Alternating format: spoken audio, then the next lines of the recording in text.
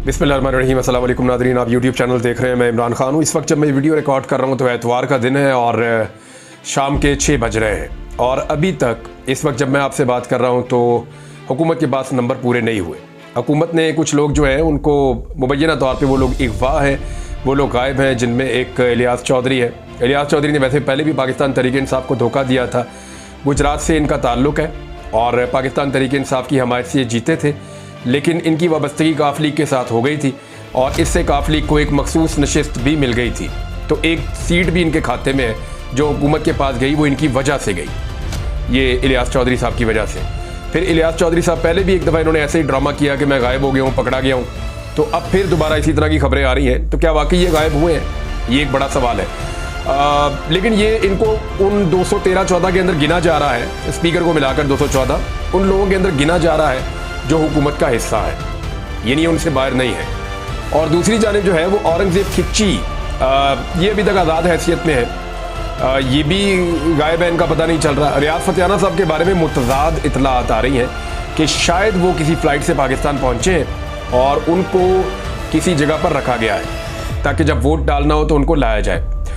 मैंने पाकिस्तान तहरीक इंसाफ से पूछा रियाज फतेहाना के बारे में, तो उन्होंने कहा जी कि रियाज फतेहाना साहब के हवाले से 2-3 लोगों ने ये क्लेम किया, पार्टी को बताया आकर के रियाज फतेहाना साहब ने दबे लफ्ज़ों में ये कह दिया है कि अब मेरा आपसे कोई ताल्लुक़ नहीं है। यानी उन्होंने वोट लिया पाकिस्तान तहरीक इंसाफ का, इमरान खान का, उसके बाद वो पाकिस्तान से बाहर चले गए और अब अगर वो वोट डालने आते हैं तो फिर मेरे ख्याल में ये उनका आखिरी वोट होगा। इसके बाद तो वो इलेक्शन लड़ नहीं पाएंगे, जो आवाम उनकी हालत करेगी उनके हल्के के अंदर, वोट ही नहीं डालेंगे लोग, तो फिर हालत बुरी हो जाएगी। इससे पहले बहुत सारे लोग जो हैं वो किस्सा पारीना बन गए इमरान खान के साथ धोखा करके। हमें अच्छी तरह याद है जिन लोगों ने इमरान खान से धोखा दिया, वो 2022 में जब ज़िमनी इलेक्शन हुआ था तो वो तकरीबन सारे ही हार गए थे और उसके बाद अब जब ये इलेक्शन हुआ, इतनी बदतरीन धांधली के बावजूद सारा कुछ करके, उनमें ज़्यादातर लोग फिर हार गए, बाहर हो गए। लोगों ने बड़ी शदीद नफरत की थी, तो अब ये लोग भी शायद उसी तरफ जाना चाह रहे हैं। औरंगज़ेब खिच्ची साहब के बारे में कुछ लोग कह रहे हैं कि वो अगवा हैं, गायब हैं, कुछ लोग कह रहे हैं कि नहीं, उनको किसी सेफ जगह पर रखा गया है और वक्त आने पर वो वोट डालेंगे हुकूमत के हक़ में। मुबारक ज़ेब से खैबर पख्तूनख्वा की गवर्नमेंट का रब्ता हुआ और उन्होंने कहा ठीक है जी, आपको जो फ़ंड चाहिए, जो आपके हक़ बनता है वो आपको मिलेंगे और आपके इलाके में तरक्याती काम भी होंगे। इमरान खान से आप मुलाकात करना चाहते हैं वो भी करवा देंगे, लेकिन ये जो आपकी शर्त है ना कि वहाँ से गुलज़फ़र खान को ओहदे से हटाया जाए, तो ऐसे हम ब्लैकमेल नहीं होंगे और इमरान खान कभी भी इन चीज़ों को पसंद नहीं करते। तो आप पार्टी में नए हैं, इन चीज़ों से आप गुरेज करें। तो फिर मुबारक ज़ेब ने कहा जी ठीक है, मैं भी जो है वो अपोजिशन के साथ हूँ, हुकूमत की तरफ से वोट नहीं डालूंगा। तो मुबारक ज़ेब तो छोड़कर चले गए इस्लामाबाद, पेशावर की तरफ, और इनका वोट तो निकल लिया बीच में से। अब उस्मान साहब पहुँचे हैं, साहिवाल वाले जो हैं पाकिस्तान तहरीक इंसाफ के, ये भी आज़ाद रह गए थे, ये पहुँचे पाकिस्तान गुज़िश्ता रात और इनके बारे में पाकिस्तान तहरीक इंसाफ का क्लेम है कि वो आए और उनको यकीन दिलाकर गए कि मैं कभी भी हुकूमत के हक़ में इमरान खान के ख़िलाफ़ वोट नहीं डालूंगा। तो अब जो सूरत हाल है उसमें यह है कि ब्रिगेडियर घुम्मन, औरंगज़ेब खिच्ची और रियाज फतेहाना, ये 3 नाम सामने आ रहे हैं जिनको इस्तेमाल किया जा सकता है। और पाकिस्तान तहरीक इंसाफ ने भी कुछ बंदोबस्त किया हुआ है, जब मौका आएगा तो देखते हैं कि वो एग्जीक्यूट कर पाएंगे या नहीं कर पाएंगे। हुकूमत क्यों हर हाल में आज एतवार वाले दिन ही ये कानून साजी करना चाहती है? हुकूमत को इस बात का डर है कि कल कहीं यह मामला किसी अदालत में ना चला जाए। मैं आपके सामने 5-6 चीज़ें रखता हूँ। मेरी कुछ जो कानून को जानने वाले लोग हैं उनसे बात हुई तो उन्होंने कहा बिल्कुल ये पॉसिबल है।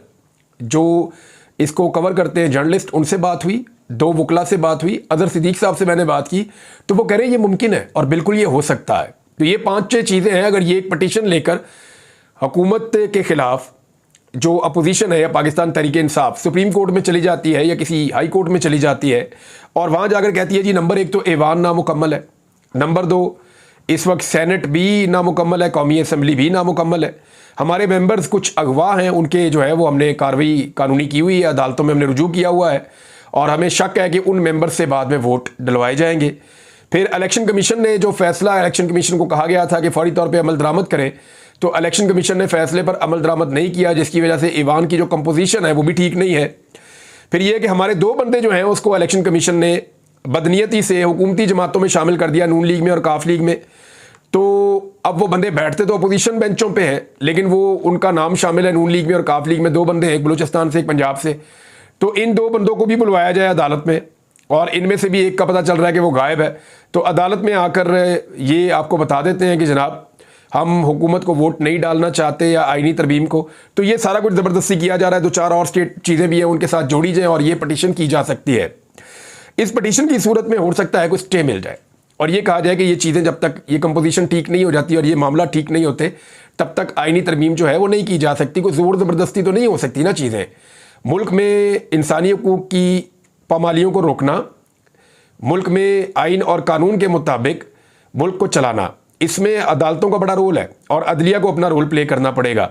जब चीज़ें गैर कानूनी और गैर आइनी तरीके से हो रही हैं, ज़ोर ज़बरदस्ती हो रही हैं, इंसानी हुकूक़ की पामालियाँ हो रही हैं, तो जमहूरी इक़्तिदार जो है उसको पामाल किया जा रहा है, तो ऐसे में सुप्रीम कोर्ट ऑफ पाकिस्तान का रोल तो बनता है। अगर वहाँ पटिशन जाएगी तो लाजमन ये पटिशन सुननी भी चाहिए और इसके ऊपर इस आइनी तरमीम पे स्टे भी देना चाहिए। तो इसलिए शायद ये हुकूमत सोच रही है कि आज संडे का दिन है, आज चाहे सारी रात लग जाए, जो भी हो जाए, आज के आज में ये आइनी तरमीम करनी है। ये पाकिस्तान की तारीख की एक अनोखी तरीन आइनी तरमीम है। आइनी तरमीम जो है ना बड़ा लंबा चौड़ा काम होता है। मैं अब इसकी कुछ चीज़ें आपके सामने रखने लगा हूँ। ये एक ऐसी आइनी तरमीम है कि तरमीम करने वालों को अभी तक पता ही नहीं है कि कौन सी आइनी तरमीम आ रही है और सारे इस्लामाबाद में बैठे हुए हैं। यानी पीपल्स पार्टी ने अपने MNAs, सेनेटर्स, PMLN ने अपने MNAs और सेनेटर्स, और फजलुर रहमान साहब ने अपने MNAs और सेनेटर्स, MQM, ANP सारे वहाँ पे इकट्ठे हुए हुए। कहाँ पे? सारे आए हुए हैं इस्लामाबाद में। और वो सब के सब जो हैं, जितने भी लोग इस्लामाबाद में इकट्ठे हुए हैं, उनमें से किसी को नहीं पता, चंद एक लोगों को छोड़ के, कि वो एक्चुअली करने क्या जा रहे हैं। और जिनको पता है उनके पास भी अभी तक मुसव्वदा नहीं है। फजलुर रहमान साहब ने कहा जी मुझे दें तो सही आईनी तरमीम का मुसव्वदा, मैं पढ़ूँ, मुझे पता तो चले। तो फजलुर रहमान साहब को वो दिया नहीं गया। इसमें जो पाकिस्तान तहरीक इंसाफ के लोग गए, उन्होंने कहा फजलुर रहमान साहब आपको तो रबर स्टैंप समझ लिया एक तरह से। यानी ये आपकी कोई सियासी हैसियत के ऊपर एक चैलेंज है कि आपको कह रहे हैं जी आपको हम मुसव्वदा देंगे, साथ ही आपको कहेंगे जी वोट दे दें। ऐसे तो नहीं होता। आप उसे पढ़ेंगे, उस पर गौर करेंगे। तो फजलुर रहमान साहब ने कहा जी ठीक है, बिल्कुल मुसव्वदा मुझे पहले आप दें। तो इसी तरह अख्तर मेंगल साहब को जब मियाँ साहब ने रब्ता किया जी हमें वोट डाल दें आप, तो अख्तर मेंगल साहब ने कहा जी मुसव्वदा दे दें मुझे आईनी तरमीम का। तो उन्होंने कहा जी वो तो नहीं है। यानी किसी के पास भी आईनी तरमीम का मुसव्वदा नहीं है मुबैना तौर पे। ये मैंने, क्योंकि किसी और ने रिपोर्ट किया, मैं खुद नहीं कह रहा। हाँ, लेकिन एक चीज़ ऐसी है कि जो अख्तर मेंगल साहब ने खुल कर कही। उन्होंने कहा जी मेरे बलूचिस्तान से लोग जबरी तौर पे लापता हैं, उन लापता अफराद को आप बाजियाब करवा लें और हमें वो लापता अफराद वापस दे दें, उनको जो है छोड़ दें, तो आप मेरे से वोट ले लें। यानी बड़ा तगड़ा और बड़ा सही सौदा किया उन्होंने। यानी ये लापता अफराद तो पता नहीं कभी वापस आने नहीं आने, किन हालत में आने, कितना अरसा इनको लग जाएगा, उनकी फैमिलियों की तकलीफ़ है। तो वाहिद एक लीडर है जिसने खुलकर बात की है। बाकी सारे लोग बंद कमरों में कोई हुकूमत मांग रहा है, कोई इक़्तिदार मांग रहा है, कोई सीटें मांग रहा है, कोई पैसे मांग रहा है, कोई डरा हुआ है, कोई खौफजदा है। वाहिद आदमी है जो ना डरा हुआ है, वाहिद आदमी है जो ना लालच कर रहा है, वाहिद आदमी है जिसने कोई चीज़ नहीं मांगी। ये सिर्फ एक चीज़ मांग रहा है, इंसाफ। यानी अख्तर मेंगल साहब वाहिद आदमी जिन्होंने कहा ये मेरे जो बलूचिस्तान के अवाम या बलूचिस्तान के लोग जो जबरी तौर पे गुमशुदा है, उन्हें अदालतों में नहीं पेश किया गया, आप उन सबको छोड़ दें या उन्हें अदालतों में फौरी तौर पे पेश कर दें, तो मैं आपको वोट डाल दूंगा। एक कौमी असम्बली का वोट मिल जाएगा अख्तर मेंगल साहब का, और 2 उनके सेनेट के वोट हैं वो मिल जाएंगे। अब अख्तर मेंगल साहब ने बड़ी खुली डुली बात की है, लेकिन मुसव्वदा जो है वो आईनी तरमीम का उनको भी नहीं दिया गया। तो आईनी तरमीम का मुसव्वदा इस वक्त तो हुकूमत के जिन लोगों से बात करें, चाहे वो पीपल्स पार्टी है, चाहे वो PMLN है, चाहे वो MQM है, वो सब कहते हैं जी हमें तो पता ही नहीं है इसका। थोड़े दिन पहले एक एमल वली खान साहब जो ANP के सरबराह हैं, उनका एक स्टेटमेंट आया हुआ था। वो ये कह रहे थे कि बेशक मैं गलत तरीके से सेनेटर बना, यानी 2 नंबरी करके सेनेटर बने थे एमल वली खान साहब, क्योंकि खैबर पख्तूनख्वा से इनका ताल्लुक है। बलूचिस्तान गए, मांगे तांगे के वोटों से इधर से ले उधर से ले, तो ऑब्लाइज हुए थे, जैसे एस्टेब्लिशमेंट ऑब्लाइज करती है। बिल्कुल वैसे सेनेटर बने जैसे मोहसिन नकवी बने, जैसे फैसल वाडा बने, जैसे और लोग बनते हैं, औरंगजेब साहब बने जो वजीर खजाना है। तो इसी तरह सेनेटर बने एमल वली खान साहब एस्टेब्लिशमेंट की मदद से। लेकिन उन्होंने ये माना, अच्छी बात ये उन्होंने माना कि जी मैं ये बना ज़रूर हूँ और गलत तरीके से बना हूँ, लेकिन मैं सिर्फ असेंबली में पहुँचना चाहता था ताकि मैं अवाम को हकीकत बताऊँ कि एक्चुअली हो क्या रहा है। तो आज उन्होंने अवाम को हकीकत बताई, उनका बहुत शुक्रिया। उन्होंने कहा जी मैं वोट डालूंगा। उन्हें भी नहीं पता कि अभी आईनी तरमीम क्या आने जा रही है, अपने मुँह से कह रहे हैं इससे अवाम का कोई फ़ायदा नहीं है, लेकिन वो ये कह रहे हैं रियासत की ज़रूरत है तो मैं डालूंगा। तो वो जो एमल वली खान साहब हमेशा नारे लगाते थे कि मैं एंटी एस्टेब्लिशमेंट हूँ, वो जो हमेशा ये कहते थे कि मैं इनकलाबी बयानियाँ रखता हूँ, आज उनका इनकलाब भी बैठ गया और एंटी एस्टेब्लिशमेंट वाला टैग भी उनसे छिन गया। खैबर पख्तूनख्वा में मेरी बहुत सारे लोगों से बात हुई। लोग यहाँ सोशल मीडिया के ऊपर और मोबाइल फ़ोन के ऊपर, इवन जो ANP के हमारे दोस्त हैं वो भी कह रहे हैं यार ये हमें नहीं करना चाहिए। हम इस दिन के लिए तो सियासत नहीं कर रहे थे कि हम बी टीम बन जाएंगे और वो करेंगे जो निज़ाम चाह रहा होगा। हमारी तो एक इनकलाबी सियासत थी और हमारी तो एंटी एस्टेब्लिशमेंट एक सोच हुआ करती थी, और आज हम गुलाम बन गए हैं। तो ये जो गुलामी है ये एमएल वली खान साहब को मुबारक हो, और उन्होंने ये साबित किया कि एक्चुअली वो आवाम को जो हकीकत उन्होंने बतानी थी वो ये वाली हकीकत थी जो उन्होंने बता दी है। बहरहाल अदालत से बचने के लिए आज ये कानून साजी करने की पूरी कोशिश की जाएगी। मैंने आपको बताया कि मौलाना फजलुर रहमान साहब जो है इस वक्त सबसे ज़्यादा रेलिवेंट है। उनके रेलिवेंट होने की दो वजूहत हैं। एक वजह यह है कि पाकिस्तान तहरीक इंसाफ से लगातार सीटें छीन कर PMLN को दी गई। इसकी वजह से PMLN की सीटें बढ़ गई उस लेवल तक कि जहां फजलुर रहमान साहब की 8 सीटें इंपॉर्टेंट हो गई। अगर तहरीक इंसाफ की जो 7-8 सीटें छीनी गई वो अगर ना जाती तो आज फजलुर रहमान साहब भी कुछ ना कर पा रहे होते। दूसरी बात यह है कि जो मखसूस नशिस्तों का फैसला आया उसकी वजह से भी जो है वो ये सिचुएशन पैदा हुई। अगर ये फैसला ना आता और हुकूमत के बाद मखसूस नशिस्तें रहती तब भी फजलुर रहमान साहब कभी रेलिवेंट ना होते। तो हादसाती तौर पे फजलुर रहमान साहब रेलिवेंट हो गए तो उनके बाद ये मौका है कि वो अपनी सियासत को ज़मीन से ऊपर आसमान की तरफ लेकर जाएं। उनके पास मौका है, उनके हाथ में कुल्हाड़ा है, देखते हैं वो अपने पाँव पे मारते हैं या वो निज़ाम के पाँव पे मारते हैं। लेकिन नॉर्मली आज तक फजलुर रहमान साहब ने हर कुल्हाड़ा अपने पाँव पर मारा है। अब ये जो कानून साजी होने जा रही है ना, इसमें 2-4 चीज़ें फंस गई हैं। एक तो जनाब फजलुर रहमान साहब ने ये कहा कि जी आईनी अदालत अलग कर दें, तो हुकूमत भी कह रही है ठीक है जी आईनी अदालत अलग कर देते हैं। लेकिन वहां पे हो ये रहा है कि काजी फायद ईसा साहब को आईनी अदालत अलग बना के उसका चीफ जस्टिस बनाने की तैयारी हो रही है मुबैना तौर पे, और इस पे काजी साहब नहीं मान रहे कि नहीं जी काजी फायद ईसा साहब को आप आईनी अदालत का सरबराह नहीं बना सकते, वो अपने टाइम पे रिटायर हो रहे हैं, उन्हें होना चाहिए, उन्हें एक्सटेंशन नहीं मिलनी चाहिए, एक्सटेंशन के हवाले से कोई कानून साजी का हम हिस्सा नहीं बनेंगे।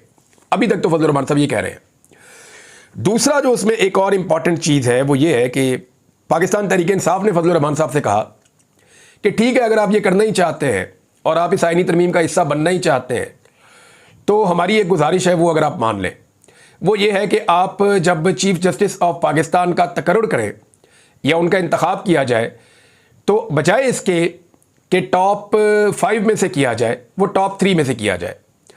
उसकी वजह यह है कि पाकिस्तान तहरीक इंसाफ ये जानती है कि जो टॉप 3 जजेस हैं वो इंसाफ और आइन और कानून वाले हैं। उसके बाद जो जजेस हैं उनके ऊपर पाकिस्तान तहरीक इंसाफ को शकूक व शुबहात हैं। अब इस वजह से पाकिस्तान तहरीक इंसाफ और हुकूमत जो है वो टॉप 3 जजेस को पसंद नहीं करती। वो ये कहती है कि चौथे 5वें नंबर वाले हमें पसंद है। तो अब यहां पे आगे मामला रुकेगा कि हुकूमत कहेगी कि नहीं जी हमने टॉप 5 में से लेना है, फजलुर रहमान साहब कहेंगे नहीं ये टॉप 3 के अंदर से आप कर लें। अगर तो फजलुर रहमान को पाकिस्तान तहरीक इंसाफ मना लेती है तो। दूसरी बात यह है कि अगर पाकिस्तान तहरीक इंसाफ तहरीरी तौर पर किसी भी सूरत में इस आईनी तरमीम को किसी जगह पर भी इंडोर्स कर देती है या फजलुर रहमान साहब के साथ कोई मुआहदा कर देती है तो फिर आप याद रखिएगा कि पाकिस्तान तहरीक इंसाफ इस मामले को कभी भी अदालत में चैलेंज नहीं कर पाएगी, क्योंकि ये मामला जाना तो अदालत में ही है। ये मुतनाज़े आईनी तरमीम अदालत के अंदर जाएगी और जब ये मुतनाज़े आईनी तरमीम अदालत के अंदर गई तो वहाँ पे बेंच बनेगा। और वो बेंच कैसे बनेगा, क्योंकि तरमीम के मुताबिक तो मेरी इतला के मुताबिक या जो लोग कह रहे हैं कि ये जो एक कमेटी है 3 जजेस की, सीनियर जजेस की, वो ख़त्म करके सारा इख्तियार काजी फायद ईसा साहब को मिलने वाला है कि वो खुद बेंच बनाए। लेकिन एक चीज़ और भी है कि ये जब इसी तरमीम को चैलेंज किया जाएगा, जब वो तरमीम ही चैलेंज हो गई है तो उस तरमीम के मुताबिक बेंच नहीं बनेगा। फिर होना तो ये चाहिए, बहुत सारे लोगों की ये अंडरस्टैंडिंग है, मेरी बात हुई कई लोगों से, कि फिर पुराने तरीके से वो 3 रुकनी जो कमेटी है वही फैसला करेगी कि बेंच क्या बनेगा। तो उस सूरत में अगर एक फुल कोर्ट बन जाता है तो फिर काजी फायद ईसा साहब की उम्मीदों पे या हुकूमत की उम्मीदों पे पानी फिर जाएगा और ये आईनी तरमीम जो है ये कलअदम भी हो सकती है और इसको गलत करार भी दिया जा सकता है। तो नाज़रीन आज एक और चीज़ भी है बड़ी इंपॉर्टेंट, आज वर्ल्ड डेमोक्रेसी डे है, यानी जमहूरियत का आलमी दिन है। और जमहूरियत के आलमी दिन के ऊपर जमहूरियत पे कितना बड़ा डाका डाला जा रहा है, यानी अरकान असम्बली गायब हैं, उनको लालच दिया जा रहा है, उनको धमकाया जा रहा है, इवन यहाँ तक रिपोर्ट हुआ कि ख़वातीन भी घरों की उठा ली गई। ये वर्ल्ड डेमोक्रेसी डे के ऊपर पाकिस्तान की जमहूरियत को एक बहुत बड़ा तोहफ़ा पाकिस्तान की सारी जमहूरी कुव्वतें मिलकर दे रही हैं। बिलावल भुट्टो जरदारी और नवाज शरीफ, आसिफ अली जरदारी, शहबाज शरीफ, मरियम नवाज, वो तो पंजाब में है लेकिन फिर भी पार्ट ऑफ द गेम है। ANP, फजल रहमान साहब अगर साथ देते हैं तो MQM, ये सारी जमातें क्या साबित करना चाह रही है? ये सारी जमातें अपना टोटल सरेंडर साबित कर रही हैं। इनके पास दो ऑप्शन हैं, देखिए आप गौर करें।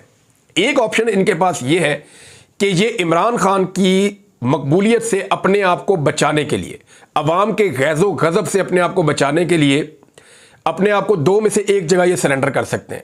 या तो ये पब्लिक के सामने सरेंडर कर दें या ये एस्टेब्लिशमेंट के सामने सरेंडर कर दें। तो इन्होंने पब्लिक के बजाय एस्टेब्लिशमेंट के सामने सरेंडर करना पसंद किया है। और जो आईनी तरमीम जिसका मुसव्वदा भी अभी तक मुबैना तौर पे इनके पास नहीं है, ये वो आईनी तरमीम करने जा रहे हैं। क्या ये टिक पाएगी? क्योंकि देखें अदालतें मौजूद हैं, अभी अदालत के अंदर ये मामला चैलेंज भी होगा, लेकिन क्या हुकूमत नंबर पूरे कर पाएगी? पाकिस्तान तहरीक-ए-इंसाफ की इस पे एक स्ट्रेटेजी भी है, वो स्ट्रेटेजी कितना काम करती है इसके बारे में हम बात करेंगे जिस वक्त ये सिचुएशन आगे बढ़ेगी। अब तक जो कुछ भी हुआ मैंने आपको बता दिया। तहरीक-ए-इंसाफ दोबारा फजल रहमान साहब से मिल रही है, फिर फजल रहमान साहब से थोड़ी देर पहले दोबारा हुकूमती वफद भी आकर मिला है। तो फजल रहमान साहब के घर में सारी सियासत हो रही है क्योंकि उनके 8 MNA और 5 सेनेटर्स सबसे ज्यादा इंपॉर्टेंस इख्तियार कर गए हैं। अब तक के लिए इतना ही। अपना ख्याल रखिएगा, अपने इस चैनल का भी। अल्लाह हाफिज़।